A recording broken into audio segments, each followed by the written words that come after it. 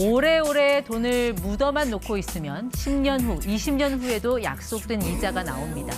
채권 얘기입니다. 요즘 이 채권에 대한 투자자들 관심이 뜨겁습니다. 지난 한 달간 개인 채권의 매수 규모는 4조 2천억 원으로 사상 최대를 기록했습니다.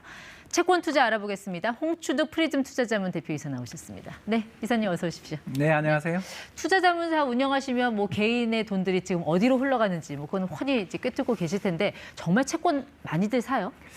얼마를 사는지까지는 사실 오늘 데이터를 보고 알았는데요. 많은 문의가 있는 건 사실입니다. 그러니까 어떤 채권, 그러니까 정부가 발행한 채권을 산 건지 아니면 은행이 발행한 채권을 살 것인지, 네. 누가 발행했는지, 또 어느 나라 채권, 한국 채권 사는지 미국 채권 사는지, 네. 그리고 더 나가서 2년짜리 살지 10년짜리 살지 다양한 질문들이 들어오는 거 보면 관심이 굉장히 높아진 것만은 분명합니다. 관심도 많고 공부도 많이들 하셨다는 얘기네요. 아, 그렇죠. 근데 주식하면 쉬운데 채권은 왜 이렇게 어렵게 느껴질까요? 여전히 약간 고수들의 영역이라는 느낌도 있고 채권이라는 게 도대체 어떤 거예요? 예, 쉽게 얘기해서 차용증이 거래되는 시장이다 이렇게 생각하시면 되겠습니다. 돈을 빌린 다음에 우리가 차용증서를 발급하듯이 예. 그 차용증서가 굉장히 많이 발행되면 유통하기 쉽고 거래하기 쉽고 네. 가격도 좀 투명해지지 않겠어요? 아. 바로 그게 채권이라고 보시면 되겠습니다. 그걸 누가 발행합니까? 뭐 정부, 회사? 예, 다양한 주체들이 있는데요. 가장 예. 많이 발행하는 곳은 역시 한국 정부입니다. 한국 정부는 최근에 재정 적자 뭐 이런 거 날 네. 때마다 적자 국채를 발행할 수밖에 없고 그 다음은 공기업들, 예. 한국전력을 비롯한 우리나라 공기업들 그리고 은행 그리고 기업들까지 아. 다양한 발행 주체들이 채권을 네. 찍고 있습니다. 그 채권 실물 보셨어요? 거기 겉에 뭐라고 써 있어요? 아, 요새 사실 전부 다 전산거래가 다 이루어져 있기 때문에 네. 저도 잘 기억은 안 나는데요. 이제 가장 중요한 채권의 핵심 내용은 발행액. 얼마가 발행되었느냐. 여기 지금 1천만 원이죠. 1,000만 원짜리 채권. 그렇죠. 네. 그리고 두 번째, 언제 상환합니까? 그러니까 저기. 1,000만 원을 나한테 빌려주면 연 4% 이자 주겠다라는 그렇죠. 거예요? 그리고 마지막으로 중요하게 보는 거는 그 이자율을 또 언제 주겠다. 이자를.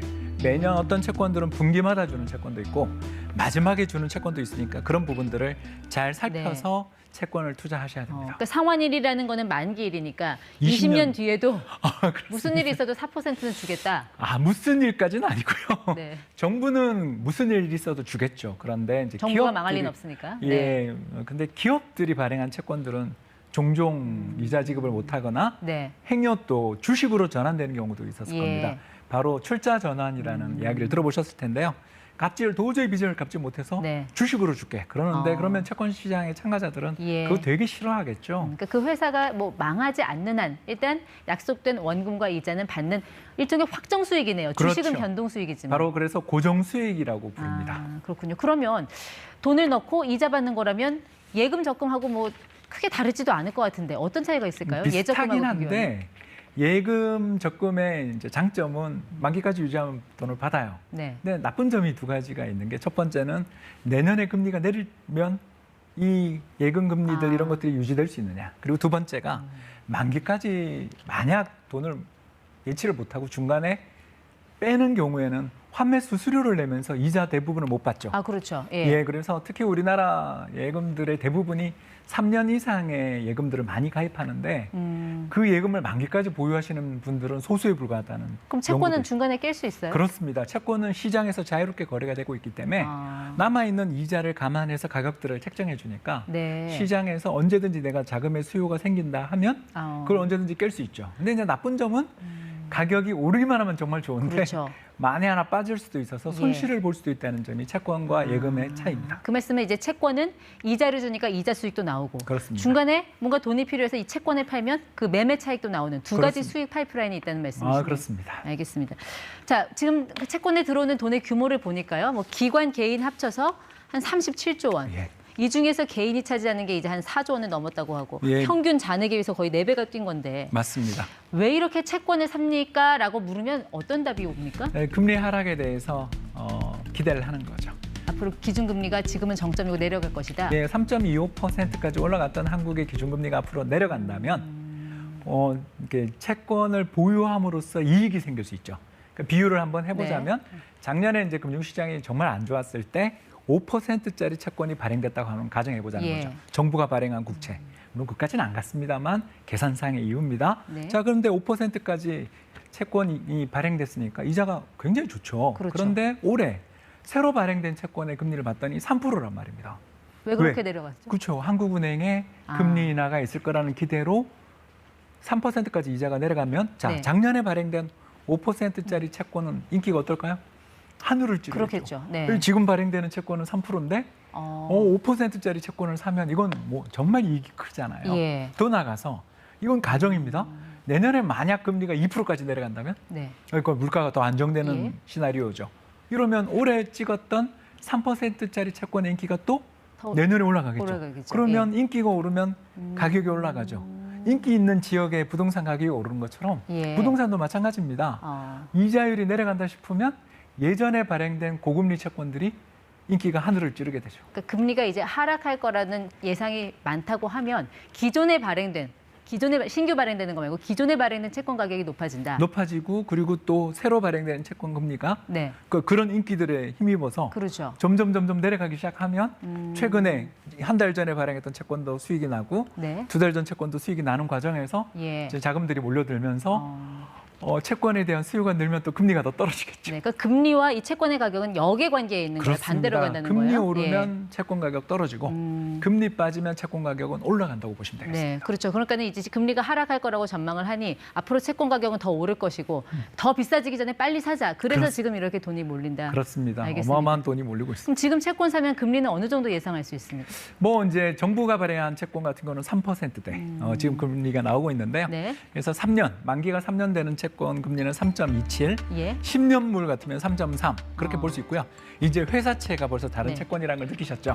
예, 그러니까 정부가 발행한 채권은 안전하니까 금리가 낮은데 그렇죠. 예. 회사채 AA 등급 채권 같은 경우는 4% 그리고 트리플 B 이제 투자 적격 등급 예. 중에서 이제 제일 신용도가 낮은 채권은 무려 네. 8% 이자를 줘야만 사람들이 저 채권을 사주는 거죠. 예. 그래서 금리가 높다라는 것은 채권 이자가 많다는 뜻도 되겠지만 네. 다르게 이야기하면 저렇게 높은 이자를 주지 않으면 저 채권이 지금 네. 시장에서 소화가 안 된다. 이렇게도 볼 수 있죠. 그러면 우리 대표이사님께 지금 어떤 채권을 사야 되냐 이런 문의가 많다는데 뭐라고 저 같은 대답을 경우는 해주세요? 이제 두 가지 추천하죠. 첫 번째 공기업 채권 한번 사보면 어떠냐. 여기는 이제 없는데 공기업 채권이라는 게 대표적인 게 한국전력 채권. 네. 최근에 적자 많이 났다는 이야기 들으셨고 예.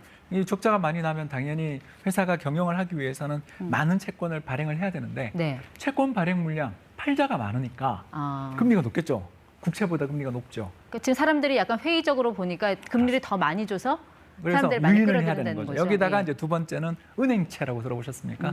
한국을 대표하는 주요 시중은행들이 발행하는 채권들을 은행채라고 부르는데요. 예.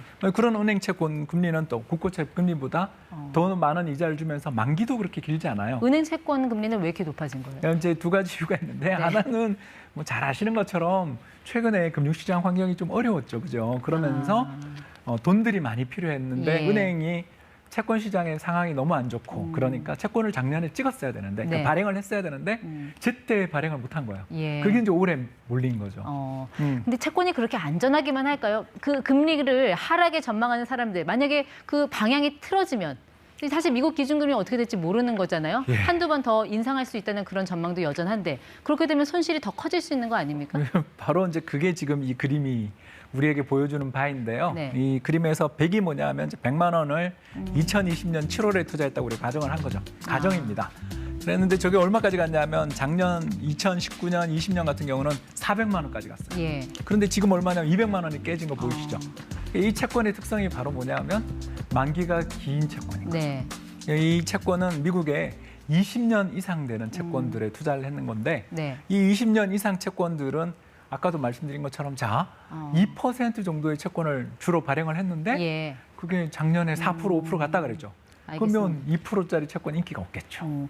또 채권 주식은 이제 거래소에서 거래가 되지만 채권 같은 경우는 회사마다 발행할 때마다 뭐 그 이자라든지 발행 금액, 뭐 규모 이렇게 다 달라서 내가 원하고 싶을 때 팔고 싶어도 구매자 찾기가 쉽지 않다고 하던데 그런 것도 일종의 뭐 좀 주의해야 될 점, 뭐 리스크 그렇습니다. 아닙니까? 네. 소액 채권 판매를 하는 경우 사면 좋지만 대신 매매를 할 때 비용이 많이 드는 문제가 첫 번째 있고요. 또 두 번째 문제는 뭐냐면 거액 자산가 경우에는 이자 소득 2천만 원 넘으면 금융종합과세 대상이 된다는 것들 알아두셔야 되고 세 번째는 이자의 공짜가 아닙니다. 그죠? 나라에 세금 내야죠.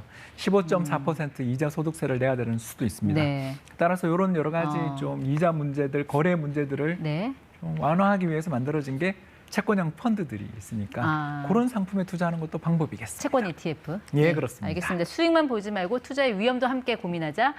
네, 홍춘덕 대표에서 함께했습니다. 고맙습니다. 감사합니다.